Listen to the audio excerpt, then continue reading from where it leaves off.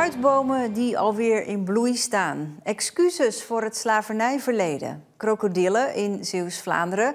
En er gebeurde meer deze week in Zeeland. De Westerschelde zit nog altijd veel te vol met chemicaliën. Maar de aanpak van PFAS-lozingen blijkt een lastig karwei. Na een golf van verontwaardiging legde de Vlaamse overheid de bedrijven 3M en Indaver onmiddellijk strenge regels op. Maar nog altijd zijn er 30 bedrijven die honderden kilo's PFAS mogen lozen. Volgens de Vlaamse Milieumaatschappij zijn er 66 bedrijven in Vlaanderen die met een vergunning de PFAS-chemicaliën mogen lozen met het afvalwater. Van het overgrote deel komt die PFAS in de Westerschelde terecht. De Vlaamse overheid zegt er van alles aan te doen om die lozingen in te perken. Ook de Zeeuwse PFAS-coördinator beaamt dit. Ik zie dat Vlaanderen hard bezig is. Ik ben zelf verantwoordelijk geweest voor vergunningverlening bij de DCMR Milieu-Industriebond. Heb hard gewerkt aan de vergunningverlening van Chemours. Ja, en ook daar duurde het helaas jaren voordat de vergunning aangepast was en voordat de maatregelen werden getroffen. Vooral na media-aandacht zijn de lozingsnormen voor fabrieken van 3M en Indaver tot een minimum teruggebracht. Tenminste, dat geldt in ieder geval voor deze vestiging van Indaver. Want hier, slechts een paar kilometer verderop, mag Indaver bepaalde soorten PFAS nog met een ruimere norm lozen. En dat geldt nog voor zo'n 30 andere bedrijven. Nou, het precieze aantal wist ik niet, maar je kunt zeggen 30 bedrijven werken nog met de oude vergunning, maar er zijn dan inmiddels wel 40 vergunningen aangescherpt, want een jaar geleden waren het nog 70 bedrijven.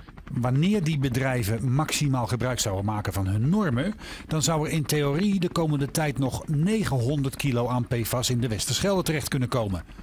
Ook wanneer die maxima niet worden gebruikt, is er kans dat het om een paar 100 kilo gaat. Je kan zeggen, iedere kilo is er één te veel. Dat moet minder worden. Aan de andere kant, ook dit is de tussenstand. Ik denk dat er 2 jaar geleden duizenden kilo's vanuit Vlaanderen naar de Westerschelde zijn gekomen. En helaas moeten we accepteren dat er nog flink wat PFAS onze kant op komt.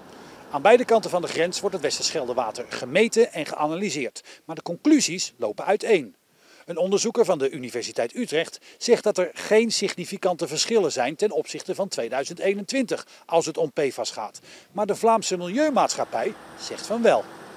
Het is moeilijke materie, het monitoren. Dus ik vind wel dat de Vlaamse Milieumaatschappij Rijkswaterstaat, dat zou goed zijn als de metingen en de resultaten beter op elkaar afstemmen en met een eenduidige boodschap komen.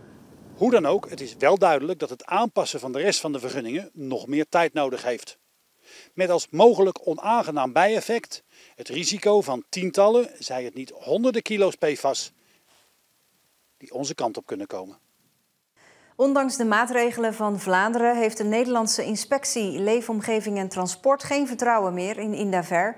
Ze zijn bang dat er via het bedrijf in België toch PFAS naar de Westerschelde komen. En daarom zijn maandag uit voorzorg alle vergunningen ingetrokken om Nederlands PFAS-afval bij Indaver in Antwerpen te verwerken. Wat er nu met al dat gevaarlijke afval gaat gebeuren is onduidelijk. De warme dagen van vorig weekend waren natuurlijk heerlijk om zonder jas naar buiten te gaan. Maar er ontstaan soms ook zorgelijke natuurverschijnselen.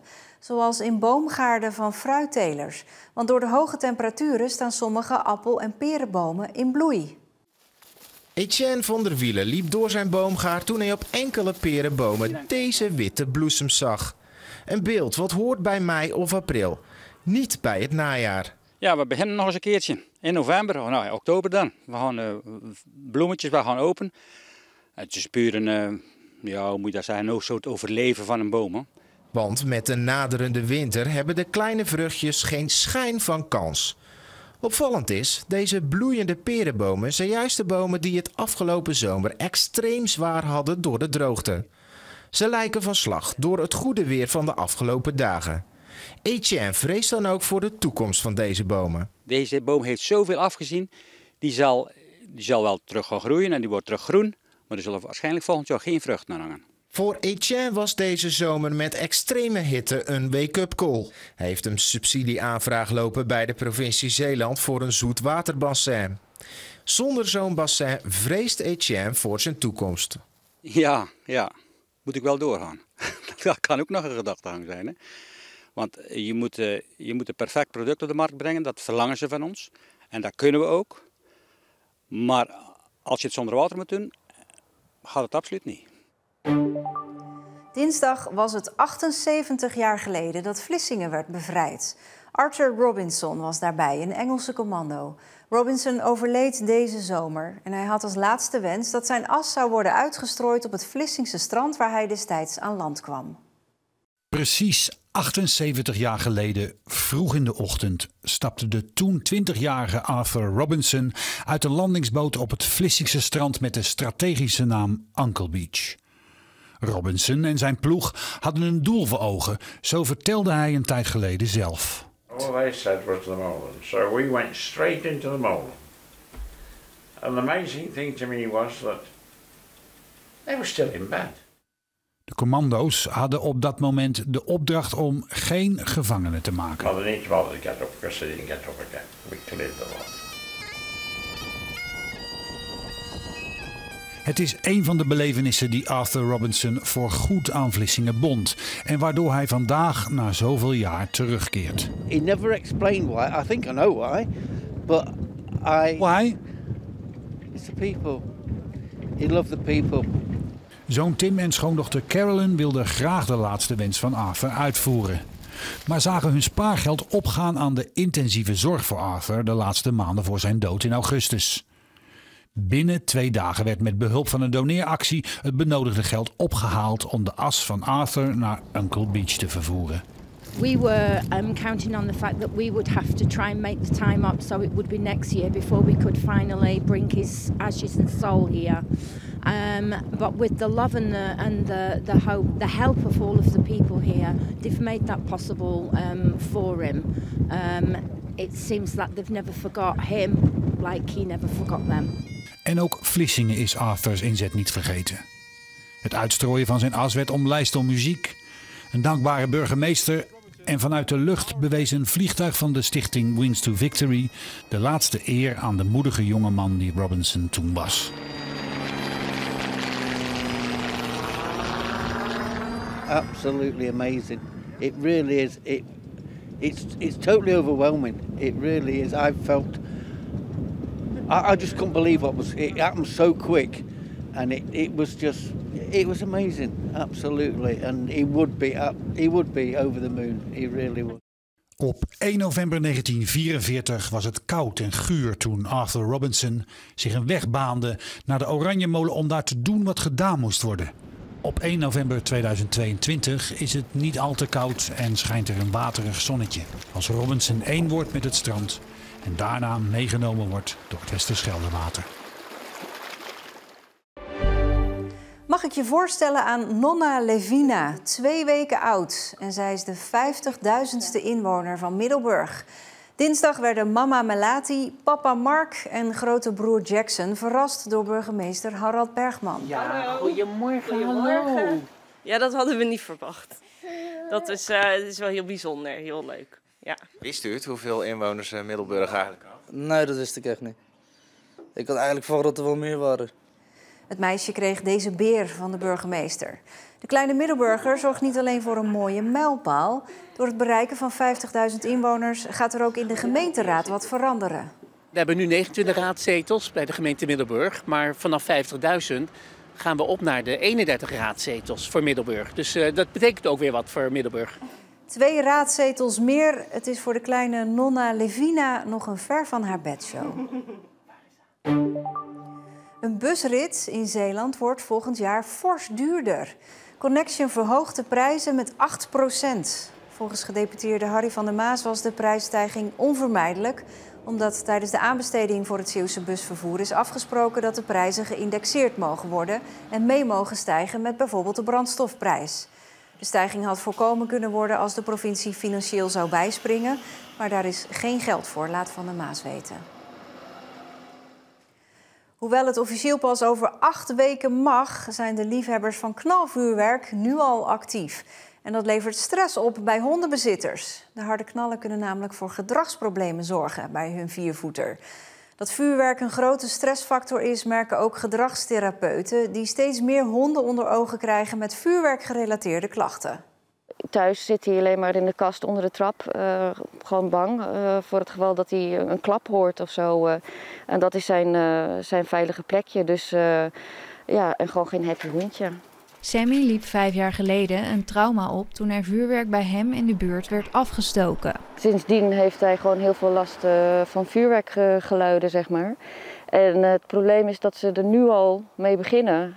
's Middags, 's avonds hoor je het afgaan. En hij is daar gewoon ontzettend bang voor. Gaat hij zitten of staart tussen de benen, trillen. Daardoor durft hij niet te plassen of te poepen tijdens de wandeling. Hij heeft al dit jaar een blaasoperatie gehad vanwege blaasstenen. En dat kan heel goed, omdat hij dus niet goed, maandenlang niet goed plast. Carlian Broukman is gedragstherapeute voor honden. Zij heeft honden met vuurwerkstress steeds vaker in behandeling. Het is een van de meest veel voorkomende gedragsproblemen. Mensen zijn echt wanhopig. Mensen zitten te huilen. Omdat hun hond gewoon zo bang is en dat ze de hond niet kunnen helpen. En dat baart haar zorgen. In dat hele zware geval van de honden die echt niks... waar ook de medicijnen niet meer aan zijn, want dat zijn geen wondermiddelen. Dan wordt het op een gegeven moment een vraag van... wat is de kwaliteit van leven nog als een hond bijna een half jaar...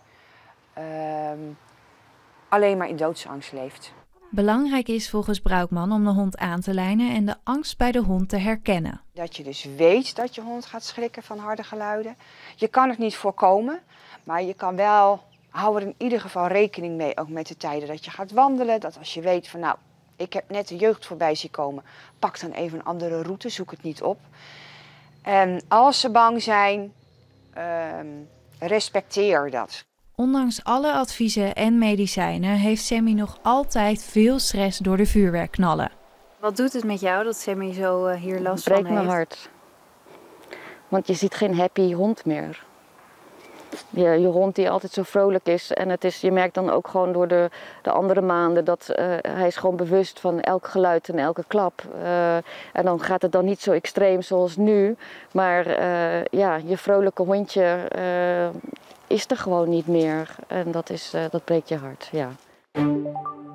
Donderdagochtend vroeg is een 32-jarige vrouw omgekomen bij een ongeluk op de Brouwersdam. De vrouw kwam uit Vlaardingen. Ook haar hondje dat in de auto zat is doodgegaan. Het ongeluk gebeurde rond 7:30. 2 auto's klapten op elkaar. De bestuurder van de andere auto, een 27-jarige man uit Dirksland, is aangehouden na het ongeluk. Hij wordt verdacht van het veroorzaken van een dodelijk ongeluk. De provincie heeft er nog alle vertrouwen in dat de bouw van ruim 16.000 extra huizen in Zeeland geen gevaar loopt. Deze week bepaalde de Raad van State dat alle bouwplannen die nog in ontwikkeling zijn nog een keer tegen het licht moeten worden gehouden met het oog op de stikstofuitstoot. Verantwoordelijk gedeputeerde Van der Velde heeft nog alle vertrouwen in een goede afloop en denkt er in overleg met corporaties, gemeenten en de bouwsector wel uit te komen. Die laatste sector is echter minder enthousiast over de uitspraak. Zij maken zich grote zorgen nu bouwplannen niet automatisch meer toestemming krijgen om tijdelijk stikstof uit te stoten. Het is een mysterie dat nu al een paar maanden aan de gang is. Het mysterie van de lachende krokodil. Het begon nog onschuldig in Terneuzen, maar is zich inmiddels aan het uitbreiden naar de rest van Zeeuws-Vlaanderen. Alleen niemand die weet wie erachter zit. Nee, dat weet ik echt niet. Nee, dat weet ik niet. Ik ken niet echt mensen die graffiti doen of zoiets. Of het nou een transformatorhuisje of de gevel van een school is. De krokodil lijkt zich overal thuis te voelen en duikt nu ook op in Sluiskil, Sas van Gent en Oostburg. En overal valt hij goed in de smaak. Ze zien er wel gaaf uit, zeg maar. Ik vind het wel mooi en knap hoe mensen dat zo doen. Dat is ook een soort kunst. En ik snap dat ze dat ook willen uitoefenen op legale muren en dergelijke. Ja, zeker. Promoot het alleen maar. Ondanks de positieve reacties van de omwonenden is de gemeente totaal niet blij met deze creaties. Er staat zelfs een boete tegenover als ze de kunstenaar op heterdaad betrappen. De tekeningen weghalen doen ze niet. Dat laten ze over aan de eigenaar van het object of de maker zelf. Burgemeester Harald Bergman wil namens de gemeente Middelburg excuses maken voor het slavernijverleden. Middelburg speelde destijds een sleutelrol in de slavenhandel.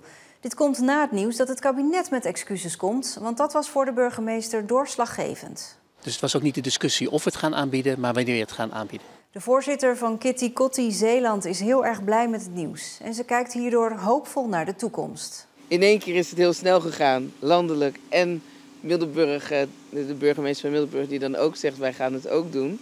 Ja, dat is geweldig. Wat voor excuus verwacht u? In ieder geval een excuus voor het verleden. En dat we dan nog eens gezamenlijk gaan kijken hoe nu verder. Nou, wij zullen dat als Middelburg natuurlijk gewoon uitspreken. In welke vorm en waar, op welk moment, dat zijn we nu even aan het bespreken binnen het college. Dus daar komen we binnenkort wel mee. Wie een herhaalprik tegen corona wil halen, kan vanaf gisteren zo binnenlopen op 5 van de 6 Zeeuwse priklocaties. Zonder afspraak dus. Het is een maatregel om meer mensen over te halen om een prik te halen. Want lang niet iedereen doet dat, merkt de GGD. Het is rustig bij de priklocatie in Goes. Er is dus nog volop ruimte voor meer mensen die de herhaalprik komen halen. Toch is de GGD Zeeland tevreden over de vaccinatiecampagne tot nu toe. We weten dat het percentage Zeeuwen dat geweest is hoger ligt dan het landelijk gemiddelde. Dus in dat opzicht doen we het heel goed. We zien nu wel dat we de bulk gehad hebben. Dus de prikaantallen die we per dag zetten worden lager. Maar we kunnen wel spreken over een goede campagne. Daarom is vandaag het aantal locaties waar je zonder afspraak terecht kunt uitgebreid. We hebben nu 3 locaties waar je zonder afspraak naartoe mag. Dat zijn Vlissingen, Goes en Terneuzen. En vanaf vandaag is dat ook in Middelburg en Zierikzee mogelijk. De prik moet meer bescherming bieden tegen de varianten van corona die nu rondgaan en de verspreiding van het virus zo afremmen. Toch heeft nog lang niet iedereen die ervoor in aanmerking komt zo'n herhaalprik al gehaald. Daarom roept de GGD iedereen op om er toch op zijn minst over na te denken. Laat je goed informeren, zoek de informatie op de betrouwbare websites. Heb je vragen, bel ons klantcontactcentrum en maak dan een weloverwogen keuze. En deze bezoeker verwoordt het iets directer. Ik vind iedereen zijn plicht heeft. Ook al heb je geen onderliggende kwalen, je bent verplicht om die prik te halen. Het is voor ons allen welzijn. Toch? Ja, vind ik wel. En daarmee zijn we aan het einde van de week en bent u weer helemaal op de hoogte. Een fijne avond.